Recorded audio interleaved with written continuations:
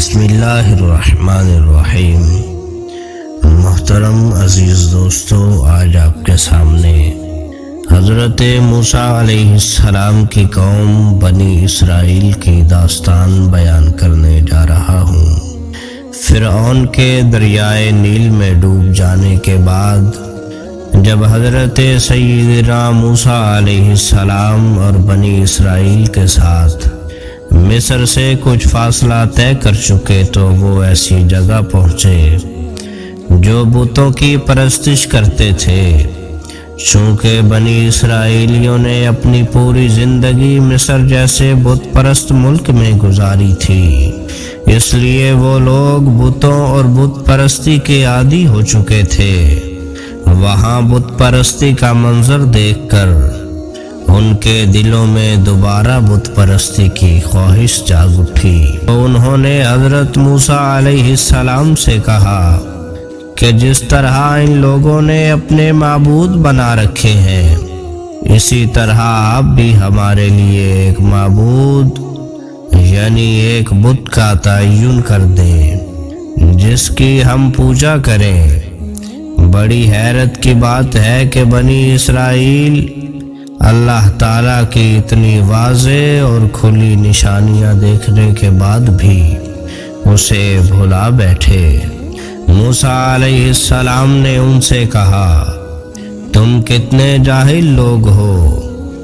یہ بت پرست لوگ جس کام میں لگے ہوئے ہیں یہ برباد کر دینے والا کام ہے اور سب سے بیہودہ کام ہے۔ پھر موسیٰ علیہ السلام نے ان کو اللہ تعالیٰ کے احسانات یاد کروائے۔ بھلا یاد کرو تو کہ تم لوگ فرعونیوں کے ظلم و ستم کا شکار تھے اور اللہ سبحانہ و تعالیٰ نے تمہیں اس کے ظلم سے نجات دی۔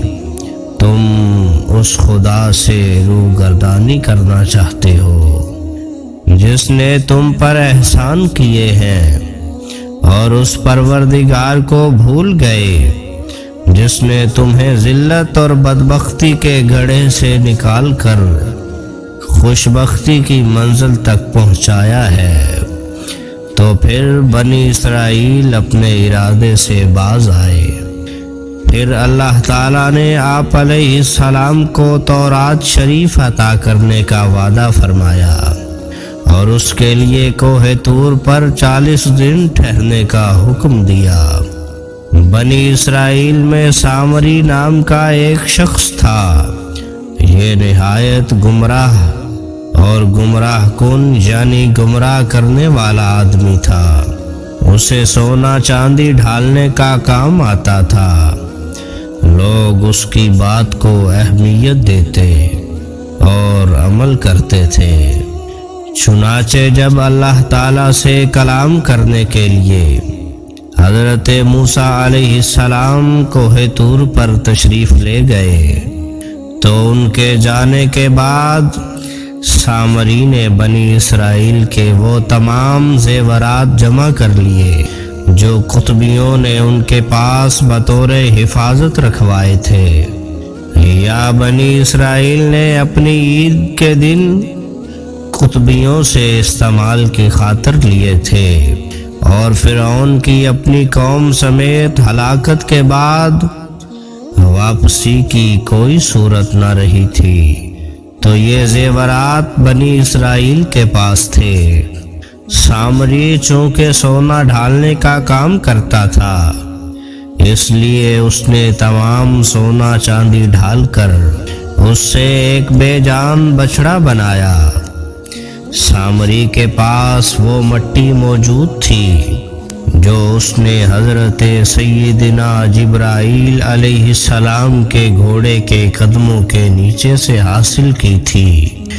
چنانچہ سامری نے حضرت جبرائیل علیہ السلام کے گھوڑے کے قدموں کے نیچے سے لی ہوئی خاک اس بچڑے میں ڈالی تو اس کے اثر سے وہ گوشت اور خون میں تبدیل ہو گیا، جبکہ بعض روایات میں آتا ہے کہ وہ سونے ہی کا بچڑا تھا اور گائے کی طرح ڈکارنے لگا۔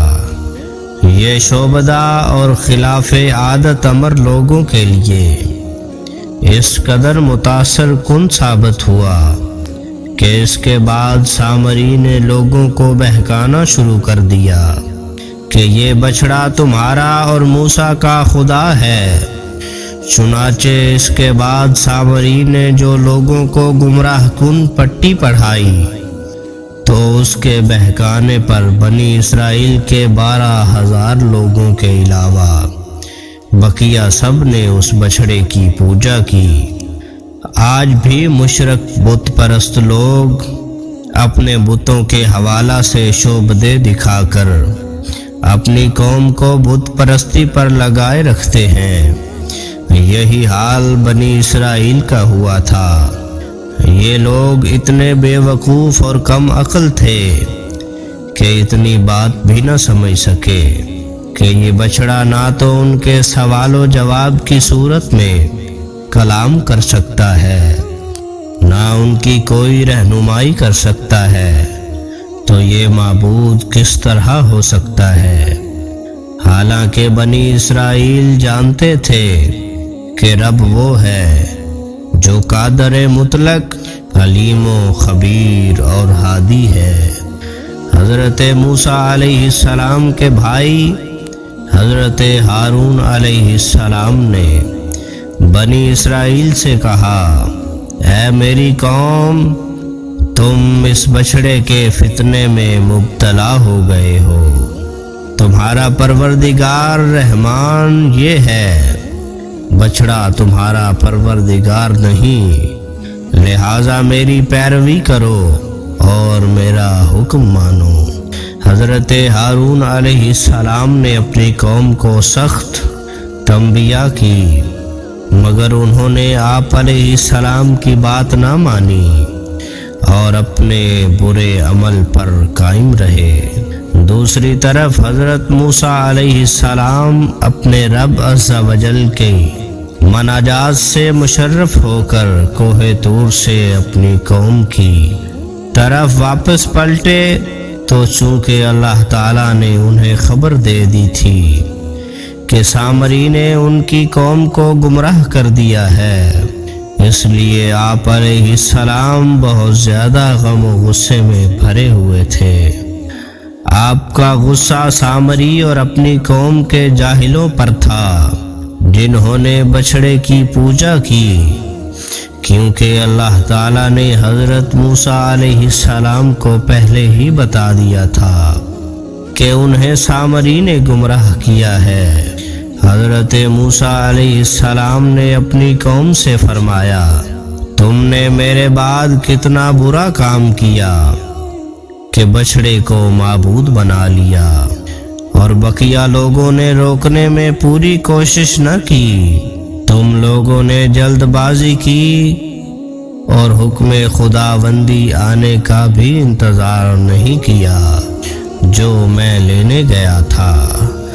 اس کے بعد حضرت موسیٰ علیہ السلام نے تورات کی تختیاں زمین پر ڈال دیں اور اپنے بھائی کے سر کے بال پکڑ کر اپنی طرف کھینچنے لگے، کیونکہ حضرت موسیٰ علیہ السلام کو اپنی قوم کا ایسی بدترین معصیت میں مبتلا ہونا نہایت شاق گزرا تھا۔ تب حضرت ہارون علیہ السلام نے حضرت موسیٰ علیہ السلام سے کہا، اے میری ماں کے بیٹے، میں نے قوم کو روکنے اور ان کو واضح نصیحت کرنے میں کمی نہیں کی، لیکن قوم نے مجھے کمزور سمجھا اور قریب تھا کہ مجھے مار ڈالتے، تو تم مجھ پر دشمنوں کو ہنسنے کا موقع نہ دو اور میرے ساتھ ایسا سلوک نہ کرو جس سے وہ خوش ہوں، اور مجھے ظالموں کے ساتھ شمار نہ کرو۔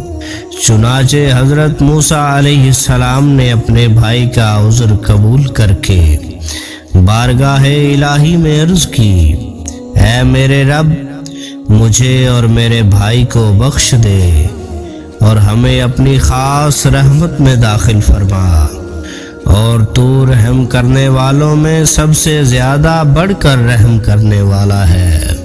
اس کے بعد حضرت موسیٰ علیہ السلام سامری کی طرف متوجہ ہوئے اور فرمایا، اے سامری، تو نے ایسا کیوں کیا؟ سامری نے کہا، میں نے وہ دیکھا جو بنی اسرائیل کے لوگوں نے نہ دیکھا۔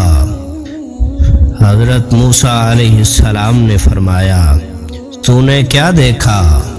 اس نے کہا، میں نے حضرت جبرائیل علیہ السلام کو دیکھا اور انہیں پہچان لیا۔ وہ گھوڑے پر سوار تھے۔ اس وقت میرے دل میں یہ بات آئی کہ میں ان کے گھوڑے کے نشان قدم کی خاک لے لوں، تو میں نے وہاں سے ایک مٹھی بھر لی، پھر اسے اپنے بنائے ہوئے بچھڑے میں ڈال دیا۔ میرے نفس نے مجھے یہی اچھا کر کے دکھایا، اور یہ فعل میں نے اپنی ہی نفسانی خواہش کی وجہ سے کیا، کوئی دوسرا اس کا باعث متحرک نہ تھا۔ سامری کی یہ بات سن کر حضرت موسیٰ علیہ السلام نے اس سے فرمایا، تو چلا جا، بس بے شک زندگی میں تیرے لیے یہ سزا ہے کہ تو کہے گا نہ چھونا، اور بے شک تیرے لیے ایک وعدہ کا وقت ہے جس کی تجھ سے خلاف ورزی نہ کی جائے گی۔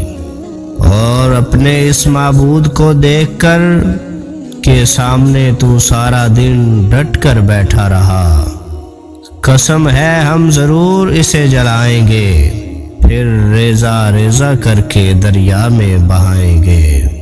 تمہارا معبود تو وہی اللہ ہے جس کے سوا کوئی معبود نہیں، اس کا علم ہر چیز کو محیط۔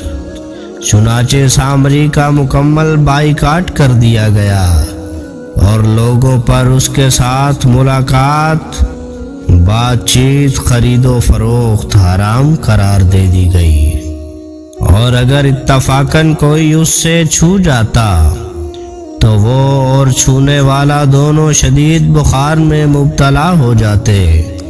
وہ جنگل میں یہی شور مچاتا پھرتا تھا کہ کوئی مجھے نہ چھوئے، اور وہ وحشیوں اور درندوں میں زندگی کے دن انتہائی تلخی اور وحشت میں گزارتا تھا۔ اس کے بعد حضرت موسیٰ علیہ السلام کو حکم ہوا کہ گائے کی پوجا کرنے والوں کو معافی دلوانے کے لیے 70 آدمی ساتھ لے کر کوہ طور پر حاضر ہوں۔ چنانچہ حضرت موسیٰ علیہ السلام نے ہر گروہ سے 6 افراد منتخب کیے، چونکہ بنی اسرائیل کے 12 گروہ تھے، اور جب ہر گروہ میں سے 6 آدمی چنے تو 2 بڑے گروہ، اور جب حضرت موسیٰ علیہ السلام نے ان سے فرمایا کہ مجھے 70 آدمی لانے کا حکم ہوا ہے اور تم 72 ہو گئے، اس لیے تم میں سے 2 آدمی یہیں رہ جائیں، تو وہ آپس میں جھگڑنے لگے۔ اس پر حضرت موسیٰ علیہ السلام نے فرمایا، رہ جانے والے کو جانے والے کی طرح ہی ثواب ملے گا۔ یہ سن کر حضرت کالب اور حضرت یوشع رہ گئے، اور کل 70 آدمی آپ کے ہمراہ گئے۔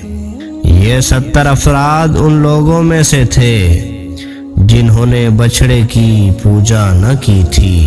حضرت موسیٰ علیہ السلام نے انہیں روزہ رکھنے، بدن کو کپڑے پاک کرنے کا حکم دیا، پھر ان کے ساتھ طور سینا کی طرف نکلے۔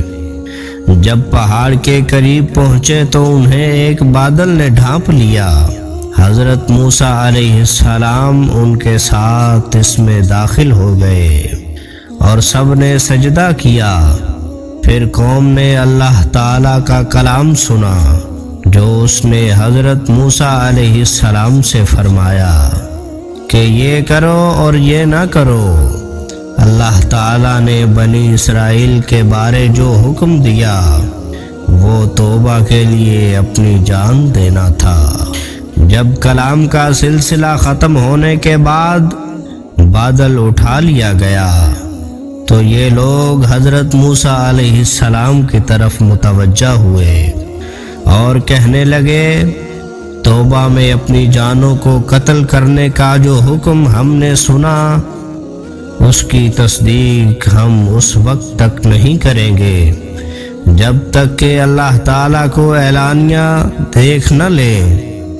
اس پر حضرت موسیٰ علیہ السلام کے دیکھتے ہی دیکھتے انہیں شدید زلزلے نے آ لیا اور وہ تمام افراد ہلاک ہو گئے۔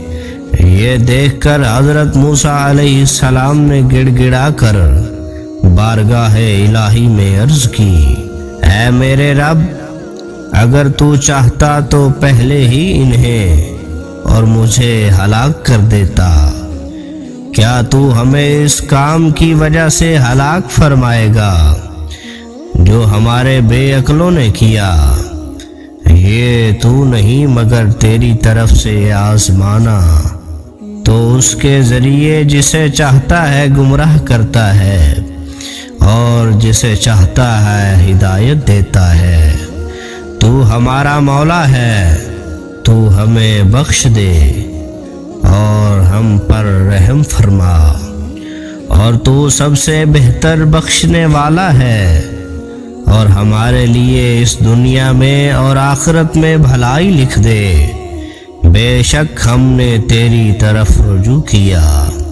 اللہ تعالیٰ نے حضرت موسیٰ علیہ السلام سے ارشاد فرمایا، میں جسے چاہتا ہوں اپنا عذاب پہنچاتا ہوں، اور میری رحمت ہر چیز کو گھیرے ہوئے ہے، تو ان قریب میں اپنی رحمت ان کے لیے لکھ دوں گا جو پرہیزگار ہیں اور زکوٰۃ دیتے ہیں، اور وہ ہماری آیتوں پر ایمان لاتے ہیں۔ اس دعا کے بعد اللہ تعالیٰ نے ان مردوں کو زندہ فرما دیا اور یہ واپس بنی اسرائیل کے پاس لوٹ آئے۔ یہ واقعہ بھی نبی علیہ السلام کے سفارش کرنے کی ایک مثال ہے، اور نبی کی شفاعت حق ثابت ہے۔ اس سے دنیا دین کی آفتیں ٹل جاتی ہیں۔ حضرت موسیٰ علیہ السلام نے ان سب کی سفارش فرمائی جو ان کے کام آئی۔ جب بنی اسرائیل کو معلوم ہوا کہ ان کے لیے توبہ معافی کی صورت یہ ہے کہ جنہوں نے بچھڑے کی پوجا نہیں کی وہ پوجا کرنے والوں کو قتل کریں، اور مجرم راضی خوشی سکون کے ساتھ قتل ہو جائیں، تو وہ لوگ اس پر راضی ہو گئے۔ اور صبح سے شام تک جب 10,000 اور بعض روایات کے مطابق 70,000 قتل ہو گئے تو جو لوگ باقی بچے، تب ایک بار پھر سے حضرت موسیٰ اور حضرت ہارون علیہ السلام نے گڑ گڑاتے ہوئے بارگاہ حق میں ان کی معافی کی التجا کی۔ اس پر وحی آئی کہ جو قتل ہو چکے وہ شہید ہوئے اور جو باقی بخش دیے گئے، اور قاتل و مقتول سب جنتی ہیں۔ اور یاد کرو جب موسیٰ نے اپنی قوم سے کہا، اے میری قوم، تم نے بچھڑے کو معبود بنا کر اپنی جانوں پر ظلم کیا، لہٰذا اب اپنے پیدا کرنے والے کی بارگاہ میں توبہ کرو، یوں کہ تم اپنے لوگوں کو قتل کرو، یہ تمہارے پیدا کرنے والے کے نزدیک تمہارے لیے بہتر ہے۔ تو اس نے تمہاری توبہ قبول کی، بے شک وہی بہت توبہ قبول کرنے والا مہربان ہے۔ پیارے دوستو، حقیقی معبود صرف اللہ سبحانہ و تعالی ہی ہے، وہی عبادت کے لائق ہے اور کوئی بھی اس کا شریک نہیں۔ ہمیں صرف اسی کی عبادت کرنی چاہیے اور اپنے دکھ تکلیف اور مصائب کی صورت میں صرف اسی خدائے واحد کی طرف رجوع کرنا چاہیے، اسی کو پکارنا چاہیے۔ نیز یہ کہ اللہ پاک کے نبی اللہ سبحانہ و تعالی کے محبوب اور مقبول بندے ہوتے ہیں، ان کی شفاعت سے امت کے گناہ معاف ہوتے ہیں، لہذا ہمیں چاہیے کہ نبی کریم رؤوف الرحیم جناب محمد صلی اللہ علیہ وسلم کے فرما بردار غلام اور سچے عاشق بنے، تاکہ دنیا و آخرت میں ہمارا مستقبل روشن ہو۔